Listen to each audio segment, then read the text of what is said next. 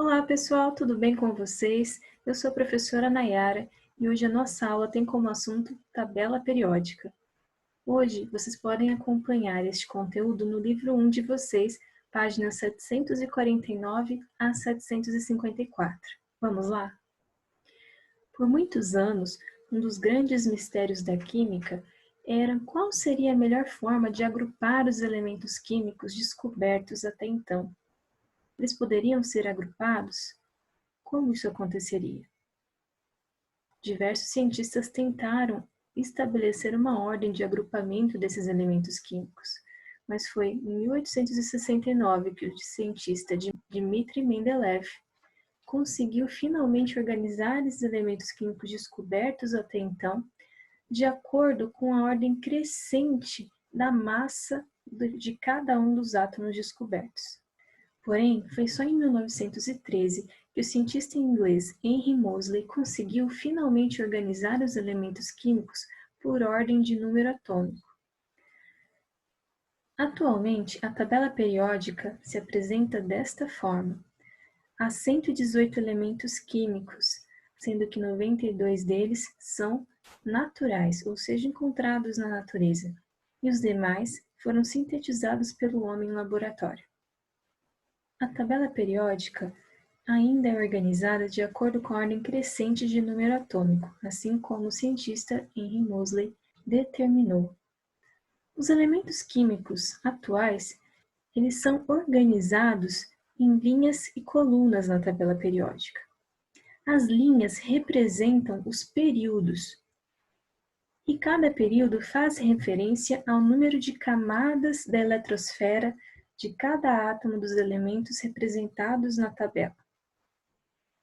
Portanto, observe que a tabela periódica apresenta 7 períodos, sendo que o primeiro período apresenta 2 elementos, hidrogênio e hélio, o segundo e o terceiro período apresentam 8 elementos cada, o quarto e o quinto apresentam 18 elementos cada um, e o sexto e o sétimo apresentam 32 elementos. Observem que abaixo da tabela principal existem duas séries de elementos químicos. Tais elementos químicos pertencem à série dos lantanídeos e à série dos actinídeos, que por sua vez fazem parte, respectivamente, do sexto e do sétimo períodos. Para que a tabela não ficasse muito grande e difícil de manusear, os cientistas optaram por deixar essas séries de elementos abaixo da tabela. É sempre importante lembrar que ambas fazem parte do sexto e do sétimo períodos. Observem o exemplo do elemento químico bromo. O elemento químico bromo está localizado no quarto período da tabela periódica. E é possível nós localizarmos e identificarmos isso através da distribuição eletrônica. A partir da distribuição eletrônica, é possível identificarmos que a camada de valência do elemento químico bromo é a camada 4, cujos subníveis são 4s2 e 4p5. Portanto, sendo esta a camada de valência, isso significa que o elemento está localizado no quarto período. A tabela periódica também é formada por 18 colunas, onde os elementos químicos são dispostos e organizados de acordo com as suas propriedades físicas e químicas. Essas colunas recebem o nome de grupos ou famílias. Por exemplo, a família 1, ou grupo 1, é formada por elementos que possuem propriedades físicas e químicas semelhantes, por isso estão organizadas desta forma. É importante salientar que, antigamente, as famílias eram divididas em dois grandes grupos, as famílias do tipo A e as famílias B. As famílias A são atualmente identificadas como grupos 1, 2, 13, 14, 15, 16, 17 e 18, que antigamente eram reconhecidos como 1A, 2A, 3A, 4A, 5A, 6A, 7A e 8A. E as famílias B atualmente são reconhecidas como grupos 3 a 12. É importante saber também que algumas dessas famílias ou grupos recebem nomes especiais, de acordo com as características principais observadas em cada uma delas. Por exemplo, a família ou grupo 1 recebe o nome de metais alcalinos.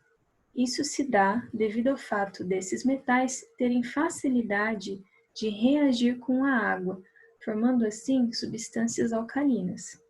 O grupo 2 é conhecido como metais alcalino-terrosos. O grupo 16, antiga família 6A, recebe o nome de calcogênios. O grupo 17, antiga família 7A, recebe o nome de halogênios. E o grupo 18, antiga família 8A, recebe o nome de gases nobres.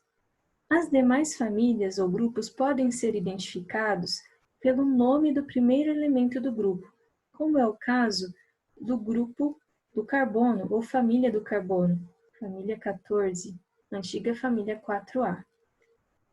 Além da classificação por famílias e períodos, existem outros tipos de classificação dos elementos químicos que compõem a tabela periódica.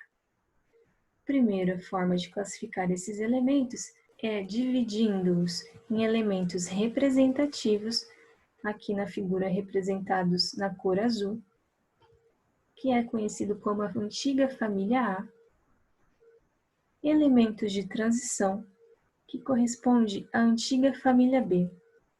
Os elementos de transição, por sua vez, podem ser divididos em elementos de transição externa, aqui representados pela cor verde, e elementos de transição interna, que são as séries dos lantanídeos e dos actinídeos, representados aqui pela cor roxa.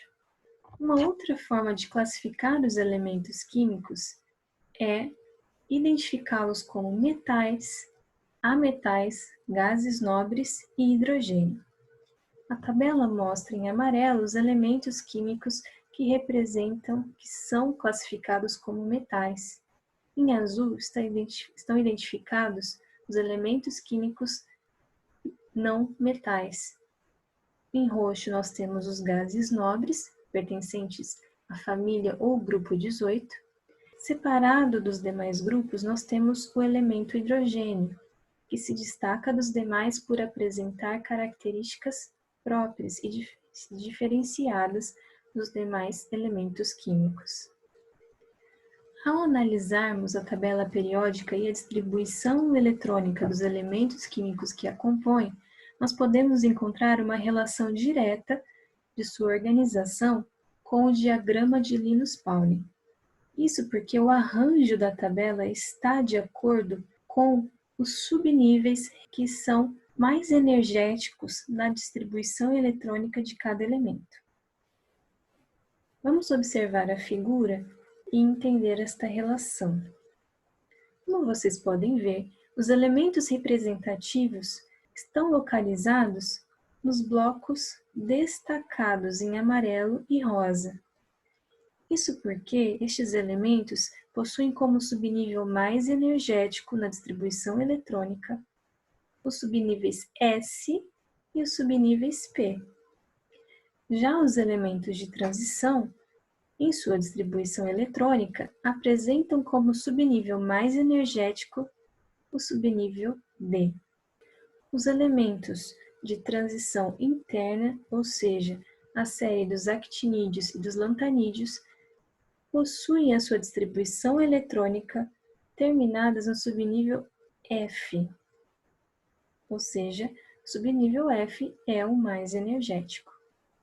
Essa associação que existe entre a tabela periódica e o diagrama de Linus-Pauling da distribuição eletrônica são importantes para que nós consigamos localizar um elemento químico na tabela periódica. Então, vamos entender de que forma é possível nós localizarmos esse elemento químico.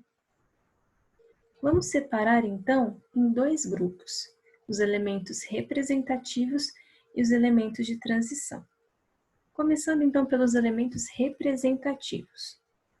Inicialmente, é fundamental que se faça a distribuição eletrônica do elemento químico, para que assim possamos determinar qual é a camada de valência que existe neste elemento químico e quais são os subníveis mais energéticos dele. Após realizarmos essa distribuição eletrônica e verificarmos a camada de valência e o subnível mais energético, é possível localizarmos o período em que o elemento químico se encontra.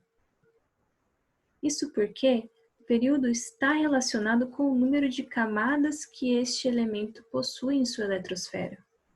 Já a localização do grupo ou família em que este elemento se encontra é possível ser identificado pela quantidade de elétrons que existe na camada de valência. Vejamos o exemplo a seguir. Aqui nós temos o elemento químico bromo, e essa é a distribuição eletrônica, uma vez que ele possui número atômico igual a 35. Dessa forma, foi possível identificarmos que a camada de valência do elemento bromo é a quarta camada, ou seja, o elemento bromo está no quarto período. A partir da distribuição eletrônica também foi possível identificarmos que o último elétron, ou seja, o subnível mais energético do elemento químico bromo, é o subnível 4p5, ou seja, se ele é um elemento cujo subnível mais energético é P, isso significa que ele é um elemento representativo. Após somarmos os elétrons que existem nos dois subníveis da camada de valência do elemento químico, percebemos que há 7 elétrons no total nessa camada, o que nos permite deduzir que o elemento químico bromo está localizado na antiga família 7A, atual grupo 17 da tabela. Vamos conferir? Ao conferirmos, a gente percebe que realmente o elemento bromo está no primeiro, segundo, terceiro, quarto período da tabela periódica e também na família 17, antiga família 7A.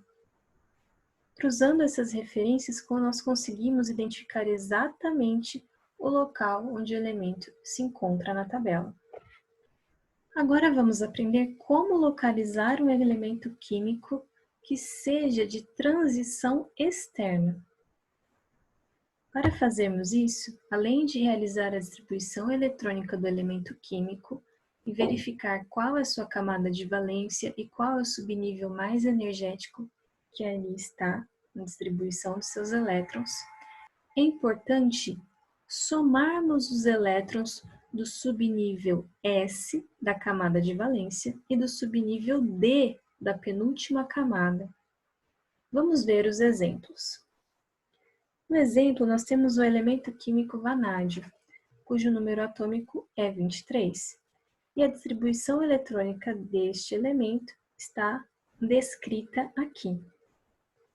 Ao realizarmos a distribuição eletrônica desse elemento químico, percebemos que sua camada de valência é a camada 4, e, portanto, este elemento está no quarto período da tabela periódica. É possível também nós identificarmos que o subnível mais energético da eletrosfera deste elemento químico é o 3D3, ou seja, o subnível D. Portanto, este elemento é um elemento de transição.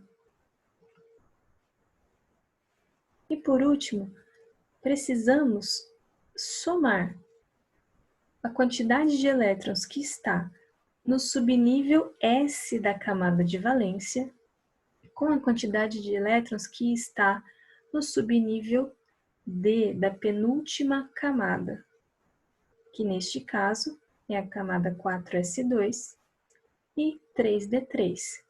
Somando 2 mais 3, nós temos um total de 5 elétrons. Isso nos permite identificar que o elemento químico em questão está localizado na coluna 5, portanto, no grupo 5 da tabela periódica. Vamos conferir então a localização do vanádio na tabela periódica. Como vimos, ele está no quarto período e na quinta coluna. Quarto período com quinta coluna, aqui está o elemento químico vanádio.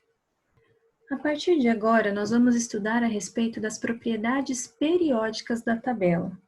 A tabela de organização dos elementos químicos recebe este nome porque é possível encontrar repetições nas características dos elementos químicos que estão nela, ou seja, há períodos que se repetem.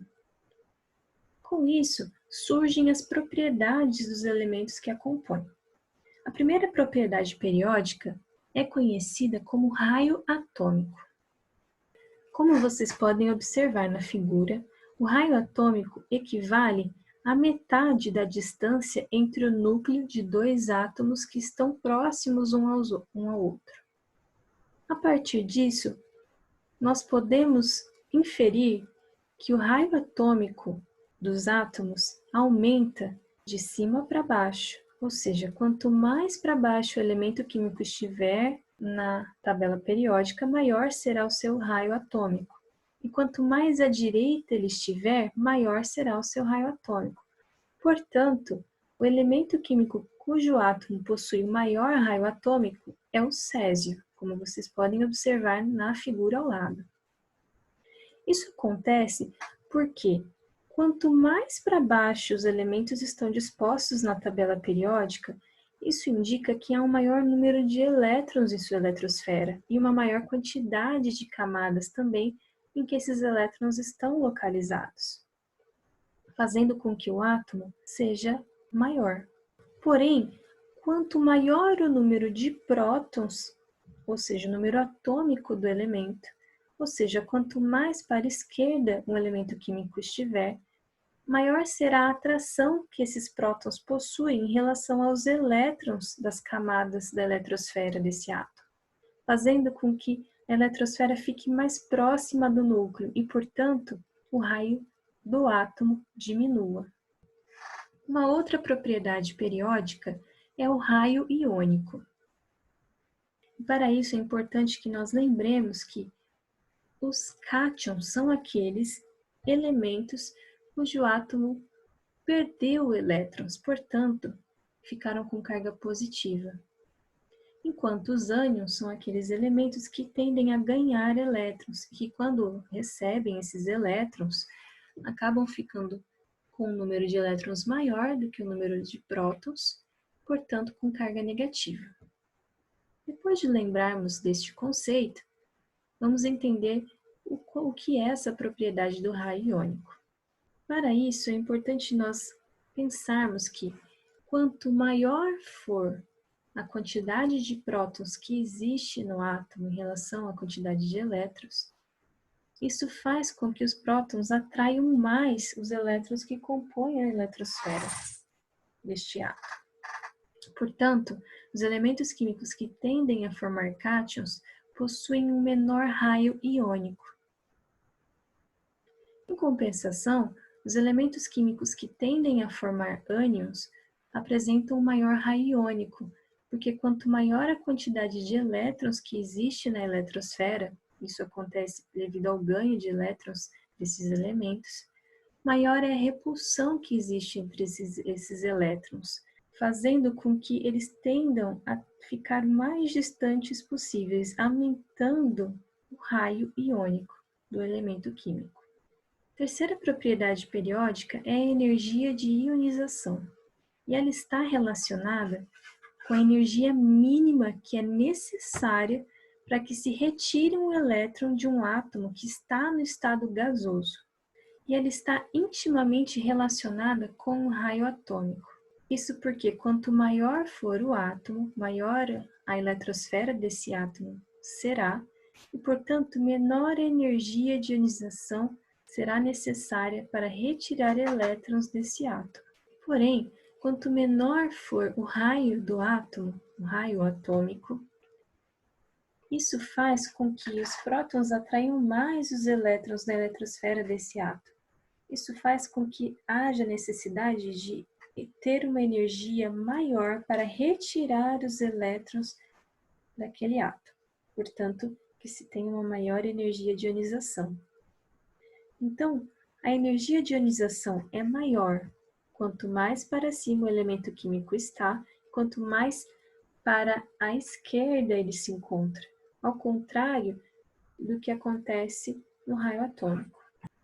Outra propriedade periódica é a afinidade eletrônica. É a energia envolvida quando um átomo gasoso também ganha um elétron. A partir disso, é importante a gente pensar que quanto menor o raio do átomo, maior vai ser a afinidade eletrônica, ou seja, maior será a facilidade para que um elemento químico receba um elétron ou mais elétrons. Portanto, observando a figura, nós podemos visualizar que quanto mais para cima o elemento químico está e quanto mais para a esquerda ele está, assim como a energia de ionização, maior será a afinidade eletrônica do elemento químico. A família dos gases nobres não entra nessa classificação, dessa propriedade, porque os gases nobres tendem a não reagir com outros átomos. Outra propriedade periódica é o que nós conhecemos como eletronegatividade, também conhecido como caráter ametálico. E a eletronegatividade nada mais é do que a facilidade, a tendência que um átomo tem para atrair elétrons em uma ligação química que ele faça com outro átomo. Então, quanto maior a eletronegatividade, isso significa que mais fácil o elemento químico em questão atrairá o elétron em uma ligação química. Nós podemos observar que a eletronegatividade aumenta quanto mais para cima o elemento químico está e quanto mais para a esquerda ele se encontra. A família dos gases nobres também não entra nessa propriedade, uma vez que eles tendem a não reagir com outros átomos. Isso acontece, a reação dos gases nobres acontece apenas em condições muito especiais. Assim como temos a eletronegatividade, nós temos a eletropositividade, que também recebe o nome de caráter metálico. E a eletropositividade nada mais é do que a facilidade, ou seja, a tendência que um átomo tem de doar elétrons em uma ligação química, ou seja, o oposto da eletronegatividade. Portanto, nós podemos observar na figura que quanto mais para baixo o elemento químico está, quanto mais para a direita ele se encontra, mais fácil é para esse elemento químico perder elétrons, doar elétrons ao realizar uma ligação química com outro átomo.